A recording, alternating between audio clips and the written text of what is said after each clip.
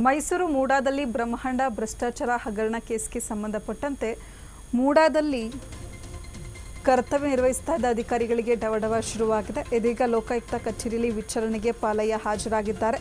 ಈ ಹಿಂದೆ ಮೈಸೂರಿನ ಎಡಿಸಿ ಆಗಿದ್ರು, ಮೂಡಾ ಆಯುಕ್ತರಾಗಿಯೂ ಕೂಡ ಕಾರ್ಯನಿರ್ವಹಿಸಿದ್ದಾರೆ ಪಾಲಯ್ಯ ಅವರು. ಈಗಾಗಲೇ ಒಂದು ಬಾರಿ ಲೋಕಾಯುಕ್ತ ಎಸ್ಪಿ ವಿಚಾರಣೆ ನಡೆಸಿದ್ದಾರೆ. ಪಾಲಯ್ಯ ಅವಧಿಯಲ್ಲಿಯೇ ಸಿಎಂ ಬಾಮೈದನಿಗೆ ಭೂಮಿ ಮಾರಾಟ ಮಾಡಲಾಗಿತ್ತು. ಸಿದ್ದರಾಮಯ್ಯ ಬಾಮೈದನಿಗೆ ದೇವರಾಜು ಭೂಮಿ ಮಾರಾಟ ಆಗಿತ್ತು. ಹೀಗಾಗಿ ಎರಡನೇ ಬಾರಿ ವಿಚಾರಣೆಗೆ ಪಾಲಯ್ಯ ಅವರು ಹಾಜರಾಗಿದ್ದಾರೆ.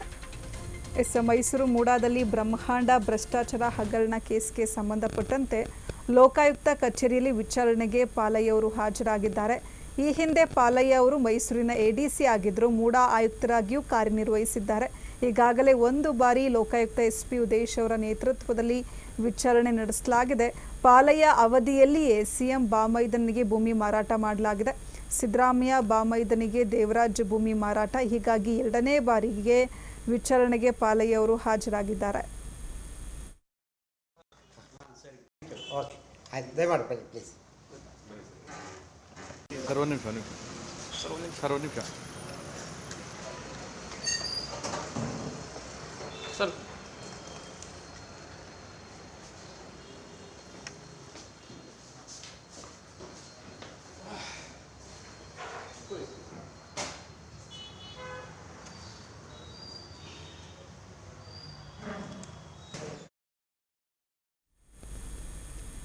ಮೈಸೂರು ಮೂಡಾದಲ್ಲಿ ಬ್ರಹ್ಮಾಂಡ ಭ್ರಷ್ಟಾಚಾರ ಹಗರಣ ಕೇಸ್ಗೆ ಸಂಬಂಧಪಟ್ಟಂತೆ ಇದೀಗ ಲೋಕಾಯುಕ್ತ ಕಚೇರಿಗೆ ಪಾಲಯ್ಯ ಅವರು ಹಾಜರಾಗಿದ್ದಾರೆ. ವಿಚಾರಣೆಗೆ ಹಾಜರಾಗಿರುವಂಥದ್ದು.